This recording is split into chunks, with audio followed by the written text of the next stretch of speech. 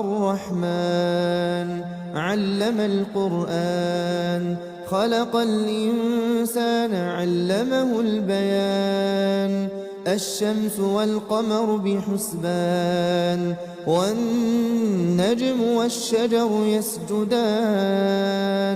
والسماء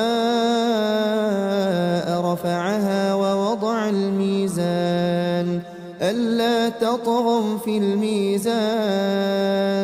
وأقيموا الوزن بالقسط ولا تخسروا الميزان والأرض وضعها للأنام فيها فاكهة والنخل ذات الأكمام والحب ذو العصف والريحان فبأي آلاء ربكما تكذبان